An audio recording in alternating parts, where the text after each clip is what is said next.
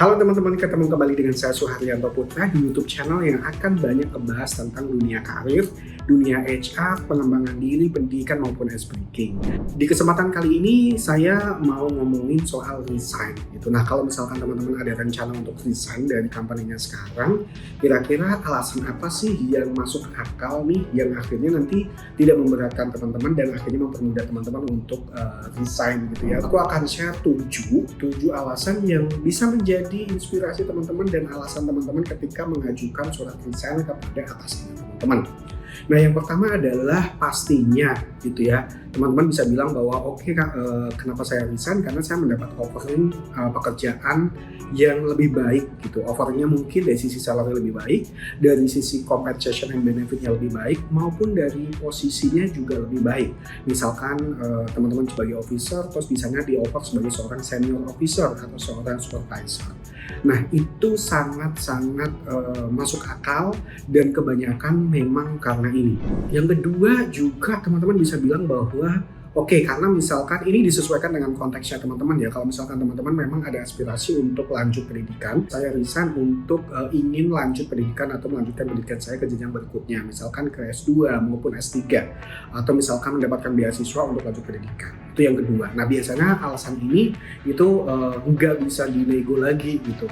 Artinya ya udah, karena memang aspirasi kamu pengen lanjut kuliah, sehingga mereka juga bisa memahami itu. Yang ketiga adalah teman-teman mungkin ya, bagi sebagian teman-teman ada yang ingin shifting karir gitu ya. Misalkan kalau aku di HR, sebelumnya aku memang fokus di L&D gitu ya, atau fokus di performance gitu ya, terus aku pengen shifting nih, aku pengen mencoba role sebagai HRBP, mungkin aku pengen mencoba role sebagai seorang let's say talent acquisitions gitu, atau employer branding gitu. Karena memang di sini let's say di company sekarang nggak ada role itu, bukan nggak ada ya, mungkin nggak ada kesempatan itu, terus akhirnya teman-teman pengen mencicipi karir baru, itu teman-teman bisa jadi alasan. Atau kalau misalkan teman-teman benar-benar mau shifting banget, misalkan awalnya di HR terus tiba-tiba mau pindah ke digital marketing atau pindah ke let's say ke data analitik gitu ya, atau data analis, data engineer, memang teman-teman pernah ambil kursus atau camp sebelumnya dan pengen shifting ke sana juga boleh banget. Karena itu menurut mereka pasti ini aspirasi kamu punya ketertarikan di sini dan kamu pengen berkecimpung di dunia itu, dan kamu udah menyiapkan dirimu dan akhirnya lo dapat kesempatan, ya akhirnya mereka akan oke-oke aja gitu. Biasanya mereka akan approve. Nah, yang keempat biasanya akan disupport, let's say membangun bisnis sendiri gitu.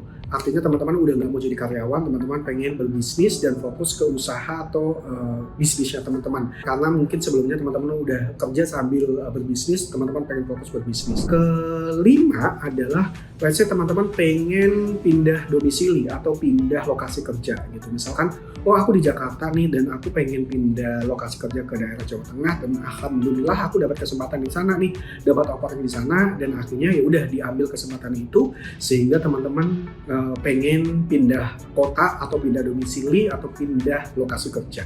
Nah, biasanya mereka juga akan bisa memahami ini, atasan maupun HR juga akan bisa memahami ini. Yang keenam yang bisa teman-teman pakai adalah let's say misalkan alasan kesehatan gitu. Misalkan teman-teman kerjanya shifting, dan karena memang alasan kesehatan teman-teman harus let's say fokus nyari pekerjaan yang nggak dapat shift gitu. Atau misalkan teman-teman karena alasan kesehatan teman-teman lebih prefer untuk saya mengurangi let's say kelelahannya teman-teman, atau mungkin tipikal pekerjaan teman-teman misalkan awalnya di pabrik dan teman-teman pengen gitu ya, pindah perusahaan pekerjaan yang tidak menguras secara energi dan juga tidak mengganggu kesehatannya teman-teman. Yang ketujuh adalah ini yang biasanya klasikal banget, teman-teman pengen fokus ke keluarga gitu. Misalkan fokus ke kehamilan atau ngurus anaknya gitu ya, habis lahiran teman-teman ngajuin lisan untuk fokus ngurus anaknya teman-teman.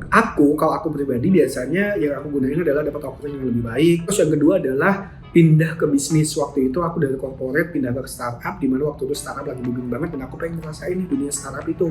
Dan aku akhirnya jadiin alasan bahwa ini adalah startup lagi booming banget, lagi trending banget, lagi banyak startup di Indonesia. Aku pengen berkecimpung di sana dan aku pengen ngerasain dunia startup, dan aku akhirnya masuk ke sana gitu. Dan ketika memang itu bisa dijelaskan gitu ya, bisa dipahami, pasti mereka akan memahami. Dan waktu itu aku juga pernah resign karena ikut NGO gitu, karena memang ada kayak yang volunteering program di mana harus ke daerah terpencil gitu ya, dan company juga akhirnya meng-approve gitu, karena let's say misalkan kalau kita pindah ke company yang lain, mungkin mereka ketika memang kita bagus kadang-kadang kita akan di-retain gitu, tapi kalau misalkan itu ke sebuah misi khusus yang memang jadi personal interest kita, biasanya mereka juga akan bisa membantu. Itu teman-teman 7 hal yang bisa teman-teman pakai untuk alasan resignnya teman-teman. Nah, 7 hal itu apa aja? Yang pertama adalah mendapatkan offering yang lebih baik, itu yang kedua adalah melanjutkan pendidikan, yang ketiga adalah ingin teman-teman shifting karir gitu, terus yang keempat adalah pengen merintis bisnis atau fokus bisnisnya teman-teman, kelima teman-teman pengen pindah domisili atau lokasi kerja teman-teman yang mungkin lebih dekat dengan keluarga, keenam karena alasan kesehatan, dan ketujuh karena teman-teman pengen fokus untuk keluarganya teman-teman. Itu teman-teman 7 alasan yang bisa teman-teman pakai untuk mengajukan resign, dan cara resign yang baik dan benar saya udah jelaskan di konten saya sebelumnya, silahkan di scrolling, itu ada step-stepnya banget yang bisa teman-teman jadiin acuan. Good luck teman-teman, sukses, saya doakan karirnya, dan sampai ketemu lagi di topik-topik berikutnya. Salam support.